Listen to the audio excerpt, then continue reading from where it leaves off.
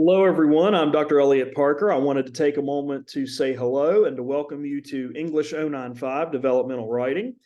This video will be a little bit shorter if you're watching this after the English 101 video. This one's going to be a little bit shorter than that previous video because I just basically wanted to spend a few moments talking about what this class is and how this class works in partnership and in conjunction with English 101. This class is a 1-hour supplement class. This is a 1-hour credit course that supplements and enhances the topics and the skills and the concepts that we're talking about and working on in English 101. So you will see some of the folks from our English 101 section are also in this English 095 section. So I wanted to take a moment and just kind of briefly talk about what's going to be taking place in this class this semester and sharing that information with you. So let me share my screen here. This will be a much shorter slide presentation than what I had with the English 101 introduction video, but I did want to take a moment to just go over a little bit about the class and how this class is going to really enhance and support what we're talking about in English 101. And so I'm so glad to be back teaching this class. Again, I helped develop this class with my fantastic colleagues at Mount West a number of years ago. So it's great to sort of step back into it and kind of see it as it's come to fruition, as it's kind of gotten its legs under it and it's got its roots established, and to help you all become better writers and stronger writers and more confident writers as we go throughout the course of the semester. So basically, I wanted to kind of pick up with one of the themes I used in the English 101 introduction video, and that is, what are we going to be doing in English 095? One of the big takeaways, as I mentioned a second ago, I want you to keep in mind is that what we do in English 095, what we do in this 1-hour credit course, is going to support and enhance what we do in English 101. So the topics and the concepts that we are talking about each week in English 101 are going to be covered and examined in more detail and in more depth in English 095. So you're not kind of going in two different paths and two different tracks. These tracks run parallel in terms of the ideas and concepts that we're focusing on in the class.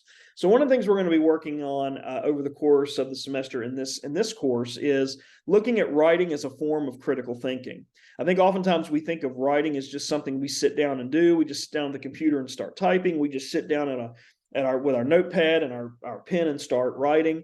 Well, most writing tasks involve thinking, and you're going to find nobody will ever ask you as a student, if you're coming back to college after having been away for a while, if you're coming to college right out of high school, no one's ever going to ask you this semester how long, or they're going to ask you, I should say, how long did it take you to write that paper? You're going to get that question a lot. Oh, how long did you work on that narrative essay? How long did you spend working on that essay or that lab report or whatever it is that you're writing? And you'll say, oh, 30 minutes, an hour and a half, a weekend, 2 weeks maybe, depending on what it is.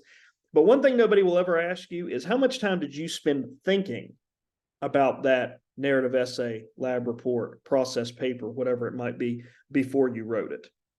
And that is the thing I want you to kind of get used to as we look at writing in terms of this class, is that we're going to look at writing as a process of thinking. Now, before we can even sit down to put words on paper or words on a computer screen, we've got to spend some time thinking about the topic, thinking about our responses and reactions to it, thinking about our experiences and personal connections with it. All of that has to be considered and evaluated and weighed in our own minds before we can sit down and start writing. So we're going to look at writing as a form of critical thinking. We're going to talk about the steps in the writing process. I mentioned we're going to do that in English 101. We're going to examine it in much more detail here in the English 095 course. We're really going to pick apart those various steps and stages of the writing process and talk about what they are and why they're so important. We're going to talk more about drafts, what drafts are, why drafts are important.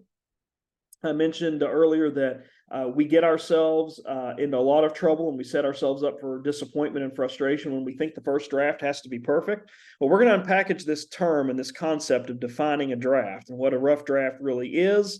And what is the difference between writing that first draft and editing and proofreading that final draft? We're going to talk about that and the various steps and stages of all of those components in between as well. We're going to be writing paragraphs, and we're going to be writing outlines, and we're doing a lot of supplemental work that will help you with those 3 essays that we're going to be working on and doing in English 101. So we're going to be sort of setting the table, laying the groundwork, working on a lot of preliminary work, thinking and writing and drafting and outlining of those paragraphs and of those essays before they are due in English 101. We're going to look at ways we can make our sentences clear, concise, and strong. We want to mean what we say, but say exactly what we mean. And so we're going to talk about some tips and strategies that can help you do that without having to memorize the 18 comma rules or without having to memorize the 16 semicolon usage rules. We're not going to do that, but we're going to look at some simple, easy ways that you can make your sentences stronger and more powerful and eliminate some of the mistakes that oftentimes confuse your readers when they're picking up something to read that you have written.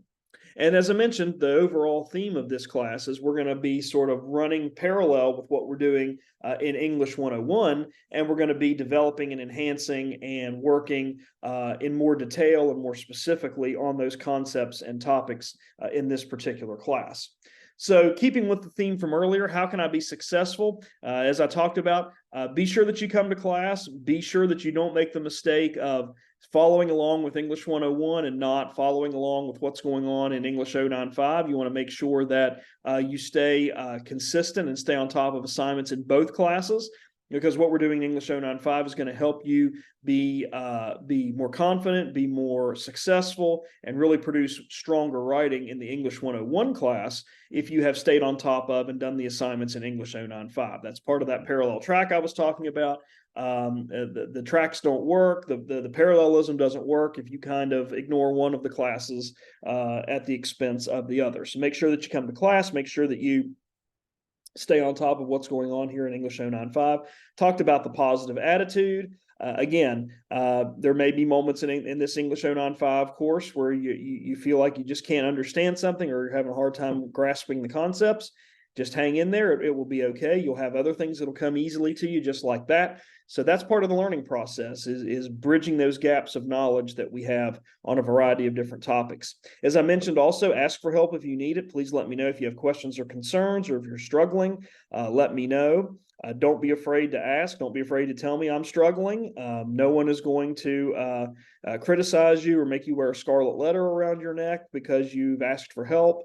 Or that you might need help. So no one is here to embarrass you for that at all. So feel free to let me know if you have questions or concerns or if I can help. As I talked about earlier, make sure that you keep in mind writing is a process, and we're going to look at those steps in the process in more detail in this class.